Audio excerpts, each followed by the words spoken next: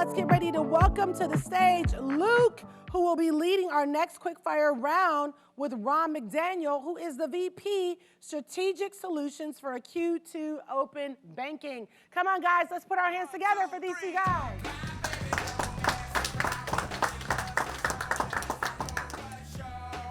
All right.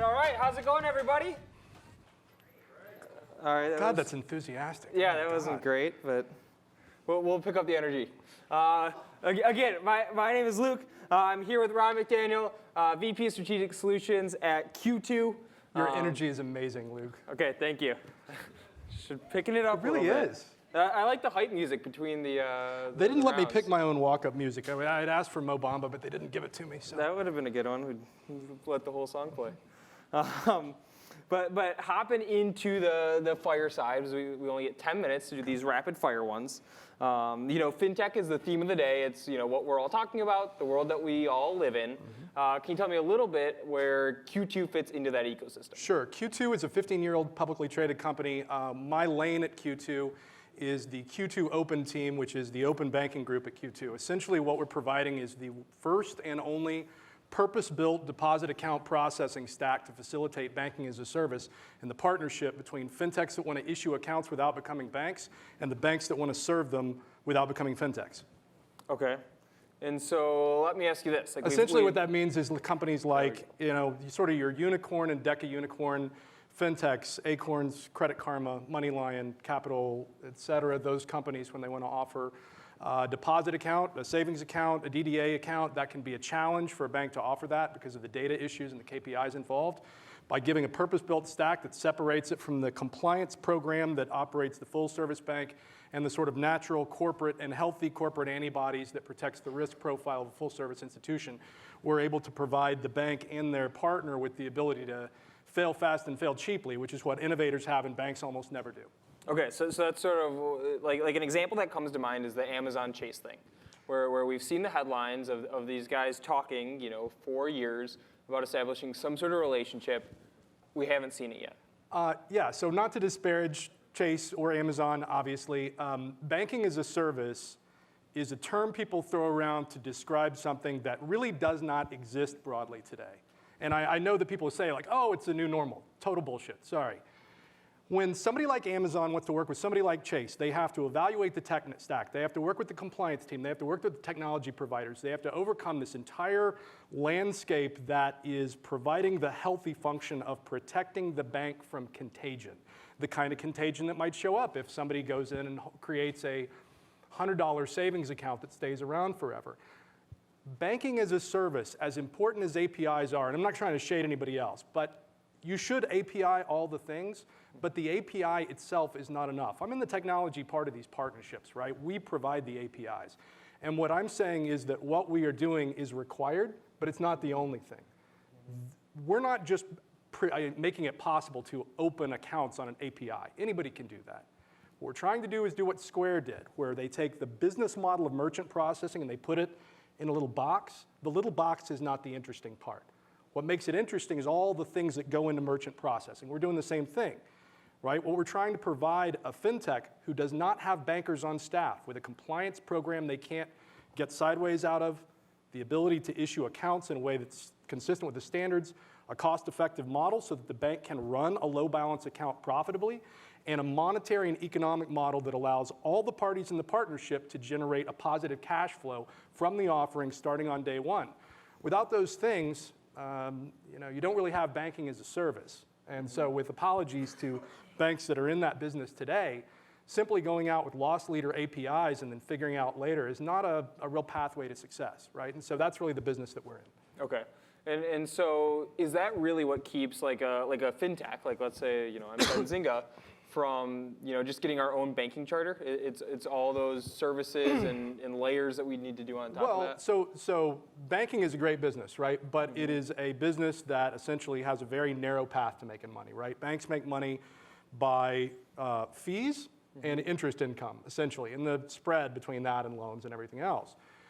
For Benzinga to do that means that Benzinga would enter into a highly competitive, commodity, highly regulated industry that requires them to hire bankers, right? Some specialized expertise, rather than focus on the core elements of what makes Benzinga Benzinga, having great experience and dedicated expertise in what you do. I'm not saying that there's not a value. Banking is a very lucrative business, which is why so many banks do so well at it. What I'm saying is that unless a fintech is very dedicated to the idea of becoming a bank, they don't have to in order to participate in the economic model of collecting fees and interest income. And when I say fees, I don't necessarily mean like punitive customer fees. I mean things like interchange, right? Or even, I think a lot of the fintechs we work with are doing a very smart thing and charging their customers for a valuable service, right? Which is one of the reasons why so many banks are upside down in their retail consumer offerings, because they're providing sort of a commodity service that's undifferentiated and then not charging anything for it and making it up with fees. Some of the fintechs that we're working with that I think are most promising are being very upfront about the fact that they're charging a fee, but then provided a really good differentiated service that their customers value. But I drifted off the question. Okay. I'm sorry. What was it? Just getting into like, why not just go get our own banking charter? Oh, sure. Well, because it takes years to do, and would be lower margin probably than where you are now. And at the end of the day, would require you guys to sort of drift into full service banking operations and lending and commercial banking and all the things that banks do.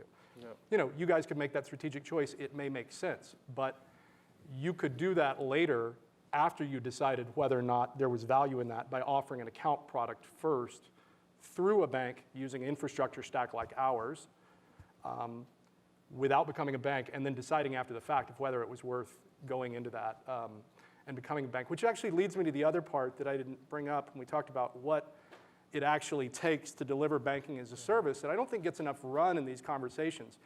The guy from Green Dot, I thought earlier, made a really good point, because they're clearly a leader in this space, although we approach the same problem differently, which was that we're in the early innings of this thing. Because we are in the early innings of this thing, the fintechs that are working with bank partners to do this are thinking about their growth, and they're thinking about how to get into the business rather than what to do if a relationship doesn't work out for whatever reasons, which sometimes they don't. They'll talk to a bank and they'll start the conversation with economics in the term. Well, eventually that term expires.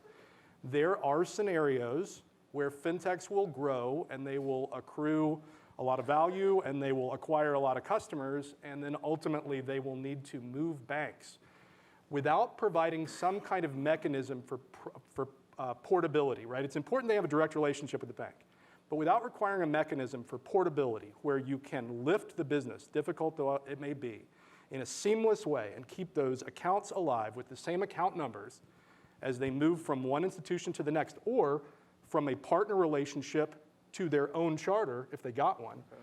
I would argue that's not really a banking as a service offering, or not a complete one, because a deconversion from a bank to another bank of an entire group of 100,000 or 1 million customers is to call it a difficult exercise is inaccurate. It is a nearly impossible exercise unless the technology stack and the infrastructure in place that's powering that relationship was designed specifically to provide that portability. If the portability wasn't part of the plan before, it's likely to be almost impossible to overcome at the end.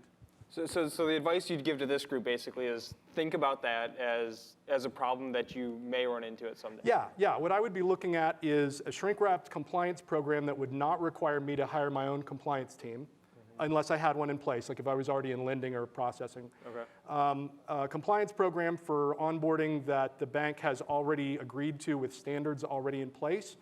Portability across banks if the relationship does not go bad. And then the other part, honestly, to look for would be scalability. Scalability is a funny challenge. At the low end, you've got to have a provider that can work with a startup, and that's one thing.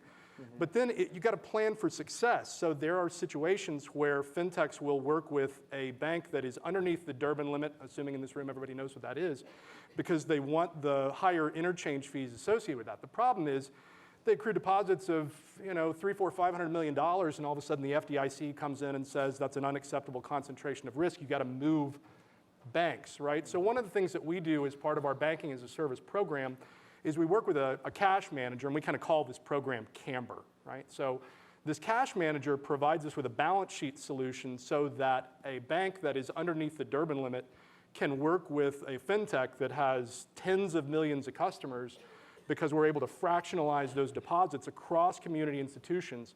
And the upshot of that is that we're able to return a very healthy level of interest income to all the parties involved, in addition to having sub-Durbin interchange fees associated with it that really makes the whole thing go. Okay.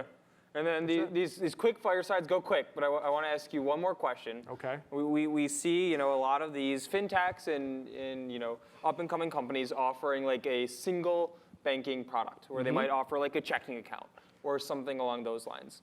What sort of ability do these companies have to become a primary financial institution for consumers? So that's a great question. Everybody's kind of talking about that, right? It's this idea of rebundling, starting with one product and then acquiring a lot of customers and then adding to it. I think Capital with a Q has done a good job of adding products and having a strategy to start with a custodial account like an FBO, then adding a savings account, then they added a checking account with a debit card, then they added investments, and they added bill pay and all those things. One of the bogeys that are fintechs that we work with, and that's across a few million customers and a few dozen very large fintechs, they have had some success. The ones that have really gone after that are having some success where they are able to acquire the direct deposit relationship from the paycheck. I'm not saying everything starts there. I'm saying that is a good place for the fintech to start. If they can acquire the direct deposit relationship from the paycheck, they are much closer to the bill pay relationship, which means they are much closer to the credit need relationship, which means they are much closer to the lending relationship.